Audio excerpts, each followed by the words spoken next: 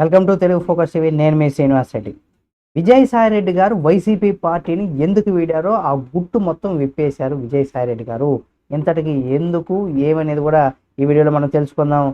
గత జగన్మోహన్ రెడ్డి ప్రభుత్వ హయాంలో జరిగినటువంటి మద్యం విక్రయాల్లో తాను ఎప్పుడు కూడా జోక్యం చేసుకోలేదని రాజ్యసభ మాజీ సభ్యుడు విజయసాయిరెడ్డి ఇక్కడ స్పష్టం చేశారని కూడా చెప్పుకోవచ్చు.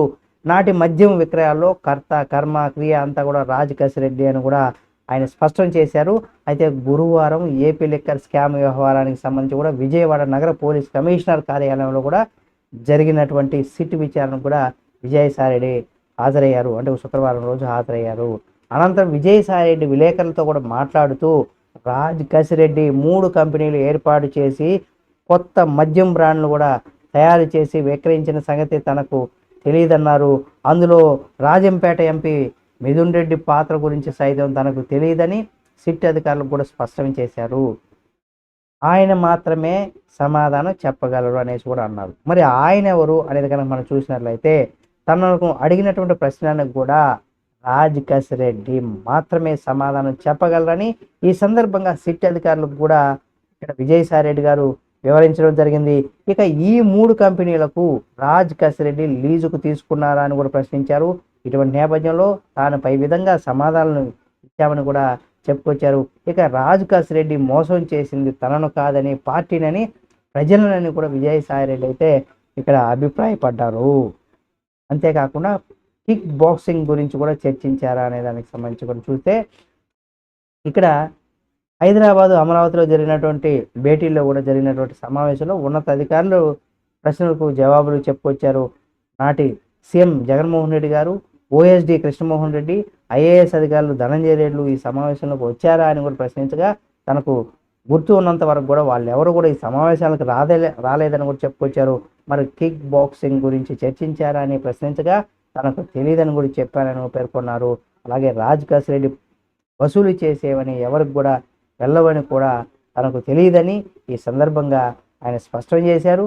అంతేకాకుండా ఇక్కడ అరవింద కంపెనీ నుండి కూడా 100 కోట్ల రూపాయలు అప్పుగా ఇప్పించానని, అందుకు 12% వడ్డీని చెల్లింపుగా జరిగేలాగా అప్పు ఇప్పించానని కూడా సిట్ అధికారులకు ఎదుట చెప్పినట్టుగా కూడా తెలియజేశారు. ఇక డికార్డ్ ఆడాన్ కంపెనీలకు అప్పులు సైతం ఇప్పించానని కూడా చెప్పుకొచ్చారు. ఒకరికి 60 కోట్లు మరొకరికి 40 కోట్లు ఇచ్చానని కూడా చెప్పుకొచ్చారు. అయితే ఎప్పుడు పిలిస్తే అప్పుడు వస్తారా అనే దానికి సంబంధించి కనుక మనం చూసినట్లయితే ఈ విచారణలో మరోసారి పిలిచినా వస్తానని సిట్ అధికారులకు తాను చెప్పినట్టు అంటే విజయసాయిరెడ్డి చెప్పారని కూడా చెప్పుకొచ్చారు. ప్రాంతీయ పార్టీలో నంబర్ 2 స్థానంలో ఉండదని కూడా విజయసాయిరెడ్డి స్పష్టం చేశారు. పార్టీ అధికారంలో లేని సమయంలో అన్నీ తానే చూసుకున్నానని ఆయన ఈ సందర్భంగా గుర్తు చేశారు. ఇక అధికారంలోకి వచ్చాక నంబర్ 2 అనేది కూడా ఇక్కడ మిథ్యంగా భావించానని కూడా తెలిసారు. అంటే తనను వెన్నుపోటు దారుడని వైఎస్ జగన్ చెప్పారని, దీంతో 2వ స్థానం నుంచి కూడా తాను 2000 స్థానానికి పడిపోయానని కూడా చెప్పుకొచ్చారు. అంతేకాకుండా సాక్షి ఛానల్ పైన కూడా ఫైర్ అయ్యారు. తాను పెట్టినటువంటి ఛానల్లో తనకు అనవసరంగా విమర్శలు చేస్తున్నారని విజయసాయిరెడ్డి ఆవేదన వ్యక్తం చేశారు. తాను వ్యవసాయం చేస్తాను, ఇక ఏమైనా చేస్తానని కూడా సాక్షి మీడియాకు ఎందుకు తన పైన అనవసరపు రాతలు అని కూడా ఆయన అసహనాన్ని వ్యక్తం చేశారు. అలాగే వ్యవసాయం చేసుకుంటానని వ్యక్తికి ఇంత రాజకీయాలు ఎందుకని కూడా అంటున్నారు.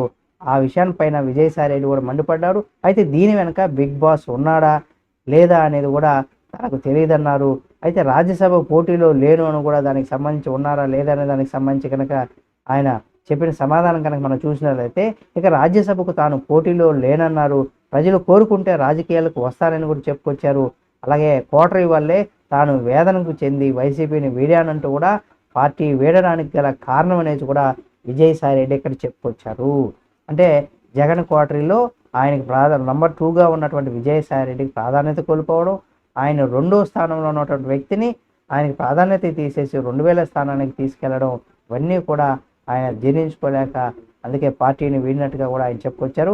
ఈ వీడియో మీకు నచ్చితే లైక్ చేయండి. మరిన్ని వీడియోల కోసం మన Telugu focus TV channel subscribe చేసుకొని పక్కనే ఉన్న బెల్ బటన్ నొక్కడం మాత్రం మర్చిపోకండి.